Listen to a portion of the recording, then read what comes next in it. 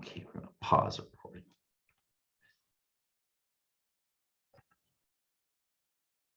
All right, let's get this party started. I'm going to try this again. It's Jerry Levinson with Profit Now, and what I wanted to show you guys was how to hire great employees in a tough market. Now, what I'm doing here is I want to show you the process that I've used for years and why it's important that you take the time to build the process. It's a pain in the ass to do, but take the time to do it, because when you're ready to hire, you just plug and play, and you don't have to make everything up as you go along. You make up the ad, you don't have to make up your interview questions and your system for hiring them. So it'll help you avoid hiring somebody too fast too, because when we're ready to hire, we're always kind of desperate and we want to hire somebody right away. But it's best if you can take your time, hire them the right way, hire them slow enough, and make sure you get a good candidate, somebody that's going to fit in with your culture. So let me go through the process. Now, the application interview questions, all the stuff I'm doing is there's suggestions for you. So you can copy and paste from what I did, or you can, write your own questions. By all means, let it fit what you guys are doing. Use what I have here as a template. I also decided to do this as a recording rather than live, because that way you guys can pause it and copy things down, write down notes. If you have any questions afterwards, just reach out to me and I'll answer those questions. Do it on the forum. I'm sure a lot of people have questions, and we'll be able to answer for many people the same questions that you have. All right, so it starts off with building your process. And I have all this stuff ready in a file folder in Microsoft Word, ready to go. So when I go to hire somebody, the first thing I pull up is, what's my process? First thing I want to do is place an ad on Craigslist. I don't use Indeed or some of the jobbing.coms, because I find that they're really easy to apply for a job. So the people don't follow the instructions I laid out. You try whatever you want and see what works best for you. Craigslist works best for me. Number two is I do a 24-hour recorded phone call. I love this system. I'll get into it a little bit more later. If you don't do a 24-hour recorded phone call, you can also have a unique email that you send them to. I'm going to show you that. And then step three is to set up a phone interview. So have those interview questions ready to go. I have a sheet of paper, has their name, their phone number on it, and I'm ready to interview them. And four, schedule an in-house interview.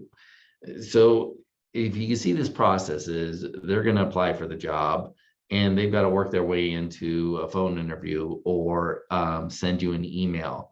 They've got to sell you on themselves. Great way to hire a salesperson. And then you're going to do a phone interview. They got to sell themselves in to get an in-house interview. And what I really love about this process is that it saves me a lot of time, because there's a lot of people I don't even want to talk to, and you don't have to interview everybody that applies, so you want to weed out people right away if you can. And interviewing people is exhausting. I don't know if you've ever set up a lot of interviews, but it is mentally exhausting. So, to avoid doing that, it's good to make them jump through a few hoops, especially a salesperson, because you want them to sell their way into the job. So if you like the person, you're going to hand them the expectations paperwork. I'm going to show you that. Okay, so first, let's create the ad. Starts off with how much you can pay. What I found is saying that I can pay you $100,000 a year might be intimidating. So I like to use a range. At the time I wrote this ad, I think I did $60,000 to $90,000. I don't have that in here, but it was in the top of the ad on my Craigslist ad is how much I can pay. I was also offering a bonus, a $500 hiring bonus, trying to get people in, right? So next, talk about the company. This is a marketing play. You want to sell your company.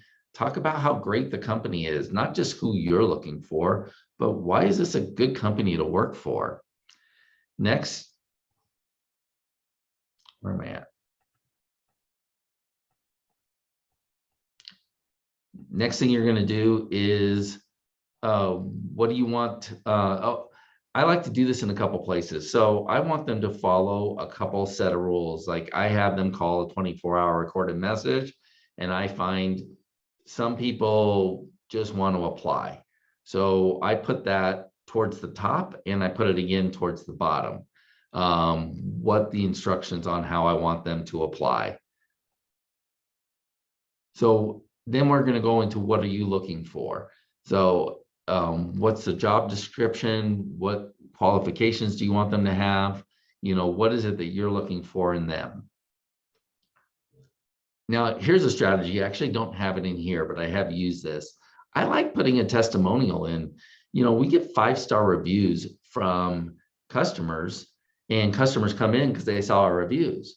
Well, why not have a testimonial from somebody who works for you and say what a good company this is to work for and how they enjoy it. They enjoy the culture. They enjoy working for you as their boss, or they enjoy the job that they're doing. They love helping customers pick new flooring for their house.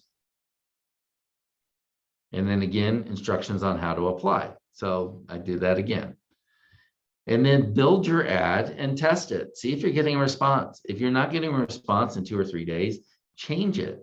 You got to tweak these things around. Sometimes you don't need to say things. You don't need to say different things. You just need to say things in a different way. Maybe it's difficult to understand. Maybe it's not appealing enough. Look at some ads yourself and see if somebody's posting an ad where it sounds interesting enough, you would want to apply. Doesn't hurt to copy what somebody else is doing. Look in different industries. Look at ways. Wendy's has something I really like is start today and get paid tomorrow. A lot of these people would like to get paid right away. Maybe that's not somebody that you want. In fact, somebody said what they would do is look at applicants' credit score, and they would hire based on their credit score. So they weren't even reading resumes or anything. It doesn't matter what your process is, just as long as you have one and it works for you, but test it. Don't give up. If it doesn't work, then you need to change your ad. Don't just give up. Okay, so the phone call, there's a company called iTeleCenter, and they do a 24-hour recorded message. So ours is this. It's going to be hard for me to read. Thank you for applying for this position. At Carpets of Arizona, we specialize in creating an excellent experience for our customers. We sell and install carpet, luxury vinyl, wood, and pergo flooring. We're looking for an A player to join our team, and we think that might be you. But we'd like to hear from you in your own words why you think you're an A player and why you would make a good addition to our team. Now, I know I might have caught you off guard, so if you need to hang up and call back, that's fine. After the tone, tell us why you think you're the best person for this position. Leave your name and number, and we'll give you a call back.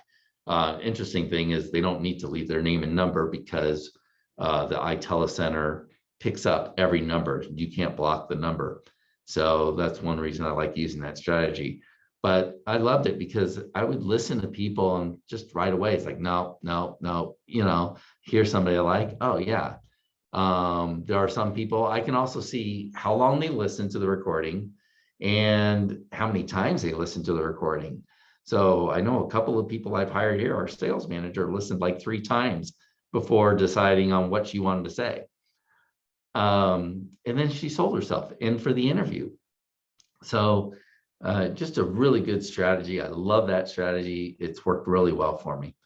The next one I like is a unique email. So you can put apply@yourstore.com. Check with your email company, but usually if anybody misspells a word or puts info or something like that, there's usually a default setting that'll go to you. So you can make up words in the beginning like apply, apply now.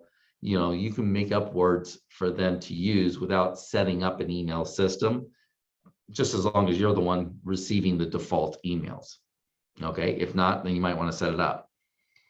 So what I asked them to do, if I use this system, I asked them to give me 5 reasons why we should consider hiring you at this time. And you get some pretty good answers. I like this strategy a lot. Again, they're selling themselves in why they're a good person and why they would be a good person to hire. Now, some people leave one-word answers. They're not even trying. I don't want to consider that. That's such a lack of effort. It's like, thanks for weeding yourself out. If they say responsible, on time, reliable, they just give you 5 words. It's like, no, I'm not going to consider you. So you save me a lot of time in having to interview. You're going to request their phone number. Because again, the next strategy, you want to do a phone interview. Don't waste their time and schedule your time for a real interview. Get these people on the phone and do a phone interview. Here's some questions I like to ask, so you can copy these down and come up with some of your own. So, what made you decide to apply for this job at this time? Good question. Do you have experience in the flooring industry? Do you know how to sell? If you sell other things like window coverings or countertops, you might want to ask them that. Do you have a reliable car? No DUIs or any restrictions? I can't believe I had to ask that question. I mean, I did hire a guy with a DUI that couldn't drive. It's like, dude, what did you take this job for? You can't drive. So I put that into my hiring process. How good are you at learning new programs? We got a lot of programs that we use. So you want to make sure that this person can use a computer and can adapt to your programs. Where do you live, just in general? I want somebody that lives around my showroom. So, getting to work and going home is not a problem. And that could be a discussion that you have. Also in this interview, rate yourself into these 2 areas: building rapport and then confidence.